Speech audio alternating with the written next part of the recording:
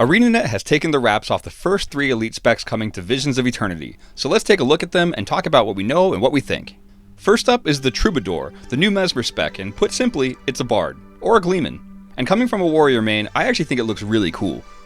Troubadour replaces shatter skills with instruments, and each instrument produces a magical effect. The examples given are that lute deals damage and harp provides healing. We did also see a flute in the initial teaser trailer.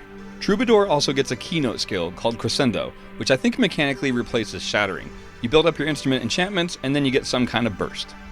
The blog post also describes using voice, like reciting the tale of Queen Jenna or Scarlet Briar to provide group distortion or debilitate enemies, respectively. Troubadours also get a Grandmaster trait called Call and Response, which creates an afterimage of their instruments to create an entire ensemble. Between the instrumentation and the songs and tales, they're really leaning into the bard theme here, and I think it's great. Next we have the Galeshot. This is the new Ranger spec, and it's a magical archer class. These create a magical weapon called a Cyclone Bow. Using the Cyclone Bow will build up arrows, and that sounds like the build and spend mechanic here. The Cyclone Bow increases in power as it's being used, and then the player can release a powerful burst skill. Arrows will fuel specific skills like Supersonic Arrow, which is a fast, heavy damage piercing shot. And after using enough arrow-powered skills, you get a finale called Hawkeye, which locks on nearby enemies and hails arrows down onto them. Galeshot also uses squalls for crowd control and movement, allowing them to add a chill effect to their projectiles, launch themselves with a whirlwind, or summon a tornado. They also gain some affinity for bird pets and will be able to provide quickness with beast skills. Finally, we got a look at the Luminary, the new Guardian spec. Luminaries sound like a hybrid DPS support class, but then again they kinda all do.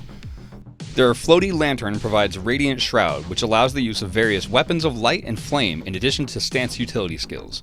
Interestingly, Radiant Shroud has no limiting resource, so Luminaries can enter at any time off cooldown.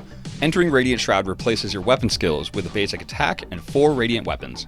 Each Radiant weapon will have an initial attack and then flip over for a secondary function, and they can be paired with a Grandmaster trait called Radiant Armaments, which grants passive bonuses after leaving Radiant Shroud, and those vary by the weapon used.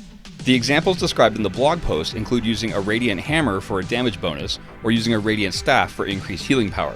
And it sounds like the only penalty for camping Radiant Shroud is that the more weapons you use, the longer the recharge time for Radiant Shroud will become, which I think will lead to some interesting balancing acts for emerging builds. ArenaNet did say upfront that Visions of Eternity's Elite specs will not include new weapons for their respective professions. And while that's true, it sure does seem like each of these kind of fudges that by bringing magical weapons in of some kind, kind of like kits. Troubadour replaces shatter skills with instruments, Galeshot gets a Cyclone Bow with various associated skills, and Luminary gets a whole set of Radiant weapons. Of course, these specs have more going on than just their magical weapons, but I think it's an interesting observation. Also of note is that all of the new Elite specs appear to have roots in various cultures associated with the Tyrian Alliance, the United Nations of Tyria that we worked with in Janthier Wilds. Troubadours come from traveling Sylvari storytellers, Galeshots are elite Tengu archers venturing out from the Dominion of Winds, and Luminaries are born from a joint collaboration between the recently reunited Char Flame and Iron Legions. I'm thinking of these more of cultural specs rather than racial specs because they seem to be deeply rooted in, well, their respective cultures, rather than inherent racial traits. It's a small distinction, but I think worth noting. I also like that the overall theme here is that all of Tyria's races and cultures are coming together to share their knowledge and skills with one another. It's a natural continuation of the themes we started with in Janthier Wilds, and generally just a good storytelling arc. Guild Wars 2 Visions of Eternity launches October 28th this year, and you can join the official Guild Wars 2 Twitch channel this Friday for a closer look at these 3 specs. If you're interested in pre-ordering Visions of Eternity, please consider using my affiliate links in the description below. There's no extra cost associated with it, and it helps support this channel.